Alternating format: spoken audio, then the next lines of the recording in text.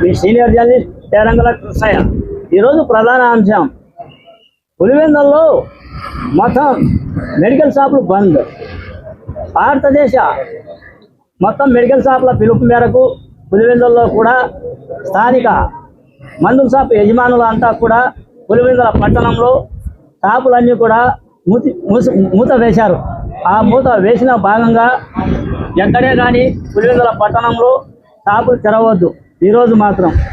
దానికి కారణం వాళ్ళ సమస్యలు, వాళ్ళ పరిష్కార మార్గాలు, మొత్తం అంతా వాళ్ళ సమస్యల గురించి, వాళ్ళ సమస్యల పరిష్కారాల మార్గాల గురించి భారతదేశంలో మందుల షాపులు ఈరోజు ఎందుకు బంద్ చేయదలిచినారు, ఈ పులివెందుల మందుల షాపుల యజమానుల మాటలు విందాం. చెప్పండి అప్ప. నమస్తే అండి, మేము పులివెందుల అసోసియేషన్ నుంచి కెమిస్ట్ అండ్ డ్రగ్గిస్ట్ అసోసియేషన్ నుంచి మాట్లాడుతున్నాం. AIOCD all India chemist and druggist association వారి యొక్క ఆదేశాల మేరకు మా కడప జిల్లా అసోసియేషన్ మరియు మా పులివెందుల అసోసియేషన్ ఈ బంద్ కార్యక్రమంలో పాల్గొంటున్నాము. సో ముఖ్యంగా ఆన్లైన్ బిజినెస్ విపరీతంగా పెరిగిపోయింది. ఈ ఆన్లైన్ బిజినెస్ వల్ల మా లాంటి చిన్న వ్యాపారస్తులు చాలా ఇబ్బంది జరుగుతూ ఉన్నది. అందులోనూ ఫార్మసిస్ట్ యొక్క నిర్వహణ లేకుండా ఆన్లైన్లో వ్యాపారం జరుగుతుంది.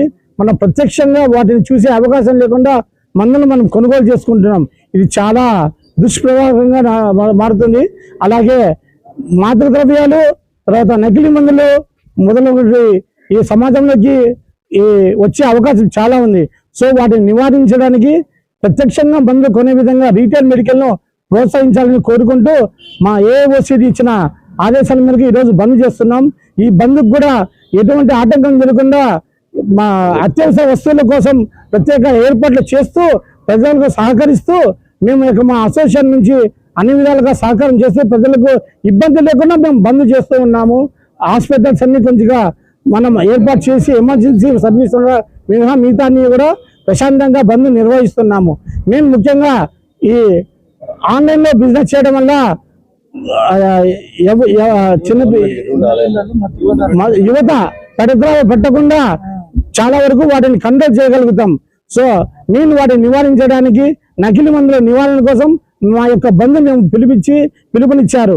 ఆ బంద్లో మేమంతా పాల్గొని ఈ విధంగా మీ ప్రజలకు సహకారం చేస్తున్నామని మనవి చేసుకుంటున్నాము. ఈ ఆన్లైన్